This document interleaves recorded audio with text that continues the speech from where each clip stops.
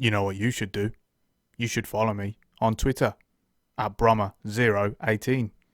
Link in the description. Do it now.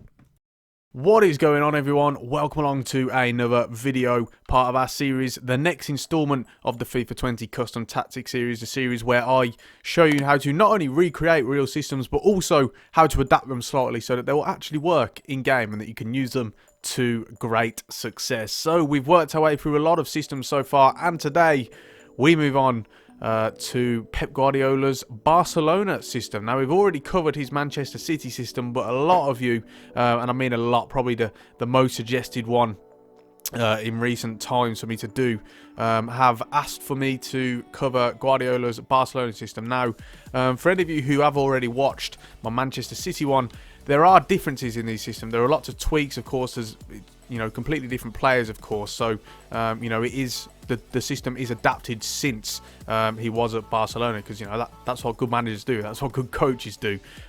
So you'll find that there are differences and tweaks here and there compared to the previous Man City one. So looking forward to getting into this one. Let's settle into it. Now, for argument's sake, the lineup I'm showing you is the team roughly from around 2009. So you got the likes of Thierry Henry, Eto'o in there, Yaya Touré as well.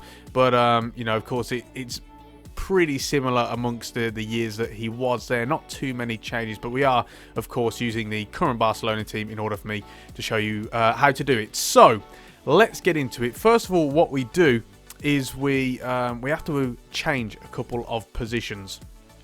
And you'll have already seen me do this if you watched any of the videos before. So we start with the fullbacks. What we're going to do with the fullbacks is you're actually going to move them up a little bit so that they become wingbacks. And the reason being is that whilst in this system we're going to make their runs inverted, but we will move on to that. What you'll find is that they will still get as wide as possible and they will create more width. And the reason being is that when they're trying to play through the middle, if it's not on, the opposition press is just very good, the man marking really tight, then they can go out wide and they've got that out ball. So you'll change these to wing backs, and then you have that similar sort of coping mechanism in case of a really efficient press and man marking system. So you'll move these out to wing backs, and the other two positions we're going to mess around with a little bit is these two here. So first of all, you've got on the right, it would generally be Xavi as the right central midfielder. So what you're going to do with Xavi is that you're going to make him an RCM. Whereas with it's De Jong here, but it would have been Andres Iniesta at the time, you're going to change him to a cam. Now, the reason behind this is that, of course, Xavi generally comes much deeper for the ball, and he's there as a sort of reliable sort of mid-block playmaker. Whereas Iniesta, you'll find getting into a lot more advanced positions in those little pockets of space behind the opposition midfield and defence. And also getting into the box a whole lot more. Whereas Xavi would more often than not be circling around the box ready as a safety blanket, as a mechanism for recycling possession. Whereas Iniesta, very much more front-footed and sort of seizing the initiative type of player in that role. So with this, you change him to cam, which you've already done, and then you'll change the one on the right to RCM.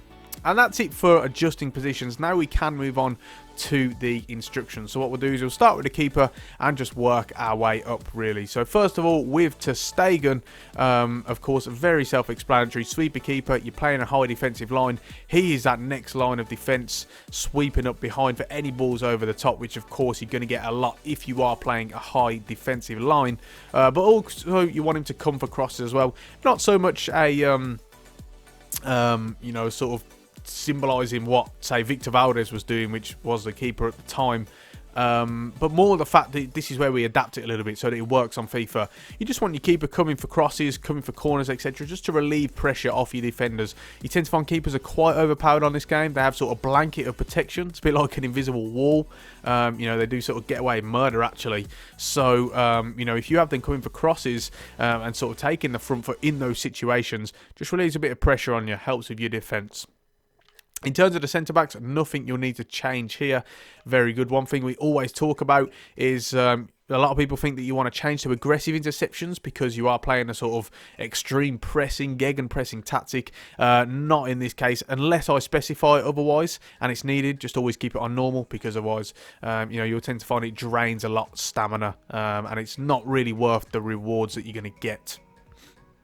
So moving on to the wing backs now. Now, of course, we did move these out to wing back, but you're going to make a little bit of changes in the player instructions. So what you want to do first of all is you want to change their runs to inverted.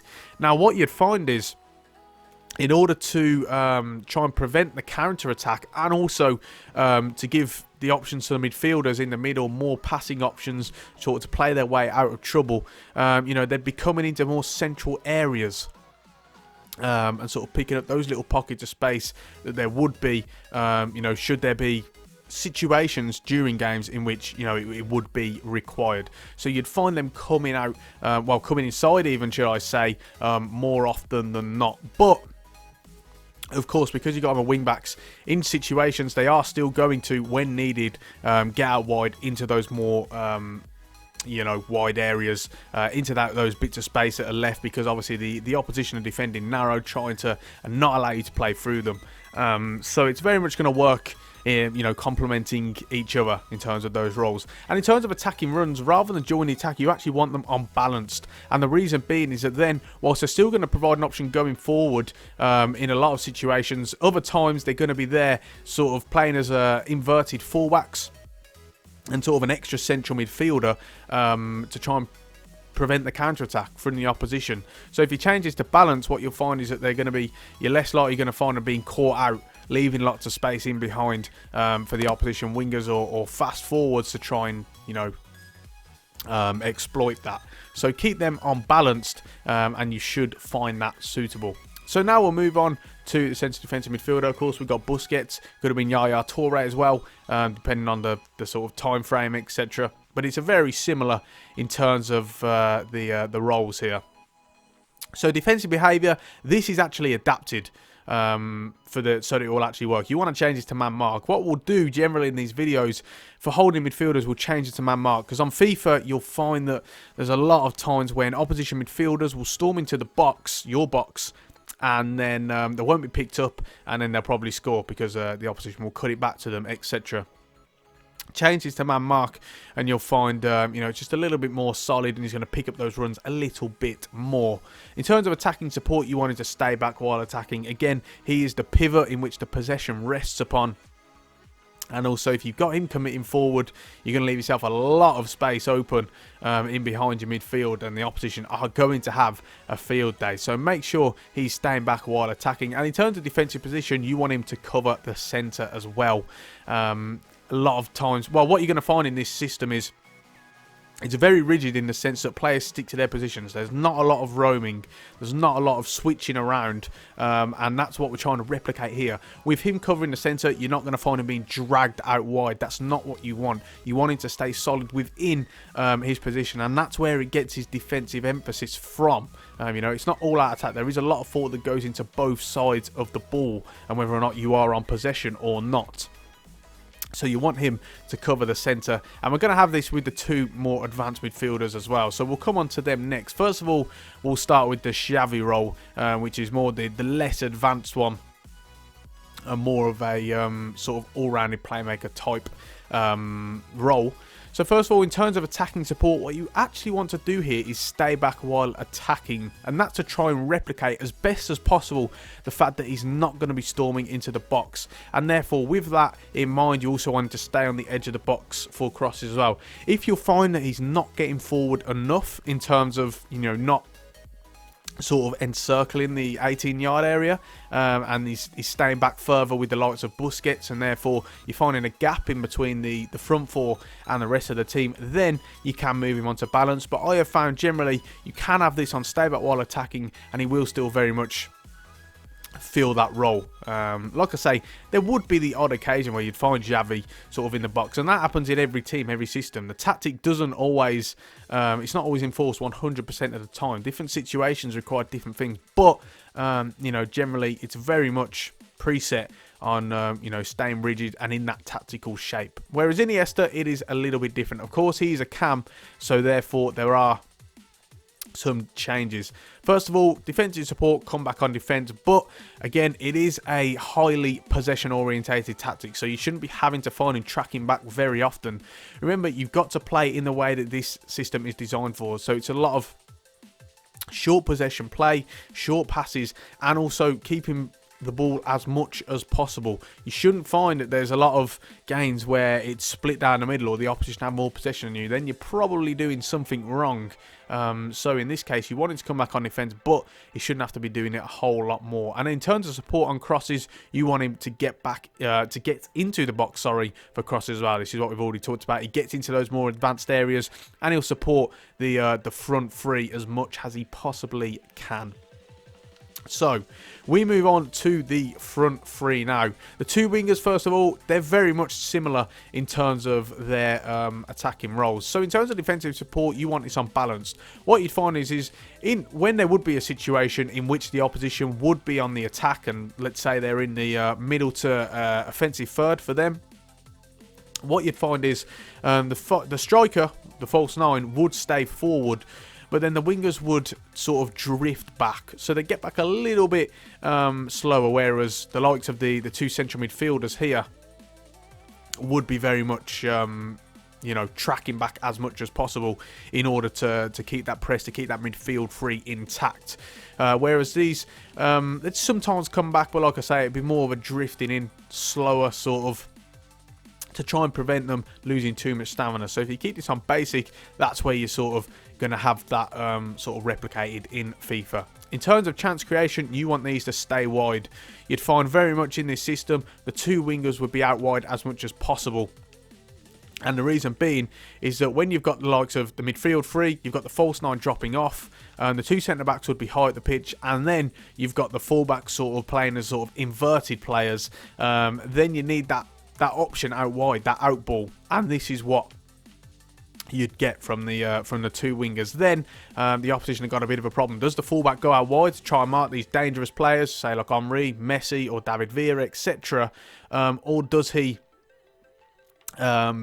staying narrow as part of that sort of rigid, narrow tactical shape, trying to be robust, in which case you give them more space out wide. Very much creates problems for the opposition, and therefore if you get them out staying out wide, then they'll be more in a position to impact the game. In terms of support runs, so if I can get to it here, you want these to get in behind. Now, of course, that's very much how they then create the pressure for the opposition. So many times you see these guys penetrating the defence by running in behind, and you see it now. It's been a hallmark of all of his teams, whether he's at Barcelona, Bayern Munich, Manchester City.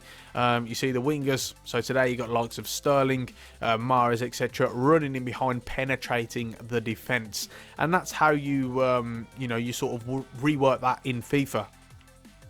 And to complement that, you want them both getting into the box as well for crosses. Very self-explanatory, something we've already spoken about. They're very much, whilst they're wingers, they're also the most goal-scoring part of the team, along with the false nine. In fact, you're probably more likely to find these two scoring goals than the false nine, because he's the one dropping off and creating sort of more space for them to run in behind. And we can move on to him now. So first of all, you want him to stay central, and like I say, it's a very rigid tactical shape. You won't find players as much sort of drifting around in positions. It's not what they want. They don't want unease, and they don't want it to become chaotic. So if you get him to stay central, he should just be dropping off, sort of forming those triangles, or the diamond shape, should I say, in that midfield. And in terms of attacking runs, like I say, you want him as a false nine. And what the role of a false nine does is either you drop off and the defenders, the centre-backs, don't cover him, in which case he's picking up a lot of space to then drive forward, or if they do follow him, then you're giving more space for these two on the wings when they're running in behind to run into, and therefore more likely to create unmarked runs. In terms of basic defensive, in terms of defensive support, you want him to stay forward. Very, very rarely would you find the striker tracking back. He is that out ball going forward. So now we move on to the tactics that rounds off the player instructions. First of all, in terms of defensive style, you actually want constant pressure. Like I've already alluded to earlier on in the video, it's a gegenpressing, extreme pressing tactic, and when they don't have the ball, they want the ball. They'll force the opposition to go long and to play it into space where players just aren't there ready to receive, and then they will regain the ball. So it is constant pressure. But in terms of defensive width, you actually want to move this down to 4, in which case it's on the borderline. So if you go to 3, then of course it becomes a very narrow shape, as you can see at the top there. But if you've got 4, you're still narrow enough to try and not allow the opposition teams to play through the middle of you, and that's the one thing they don't want. But also you can complement the press, because then the wingers will get out wide to the fullbacks when they get the ball and try and stop them from sort of playing back in the middle. In terms of depth, of course, you want to move this up to 10. However, what you can do is, say you're playing online in seasons or something, and you're finding you're getting exploited a lot because of a pacey opposition striker going over the top. You can move this down to 8, in which case it will still be a very high defensive line, but they do just drop off a little bit in order to give you that more protection. But because it's a gegenpressing tactic, you want them as high as possible. You want a high line of engagement, and in which case then you won't find as many gaps in between each line of the formation. Moving on to offensively, first of all, possession, very self-explanatory. I do not need to go through that. Then in terms of width, you want to move this down to 3, and then it gives you that narrow system. Players coming short, offering for each other, giving players on the ball the option to play out quickly and more effectively rather than putting them into trouble. And then in terms of players in the box, you want to move this up to 7. So then it will give you round about 4 getting into the box. So you've got the 3 front men, and maybe also the likes of an Iniesta, the more advanced cam, moving into the box as well. And then in terms of corners and free kicks, we always move these up to 4, because then it will leave you 2 players back, say on a corner for example, which is more than enough, because the opposition will very rarely leave more than 1 player up front. But then it gives you enough players going into the box in order to be a real threat from set pieces, because they are harder this time around. So that just about rounds it off for this episode, guys. Another really enjoyable tactic to play with, and I hope you guys enjoyed playing with it as well. If you've got any questions, do feel free to just let me know. Get at me in the comment section, and I will do my best to respond to as many comments as I possibly can. Working my way through this system, through this series, should I say, doing as much videos as I possibly can. So keep the suggestions coming in as well. Remember to subscribe to the channel if you aren't already, and ring the bell so that you'll get notifications every time I upload. Check out my AC Milan career mode series as well, which is currently ongoing. And on that note, we are going to finish it off there. Thanks so much for watching, and I'll see you next time.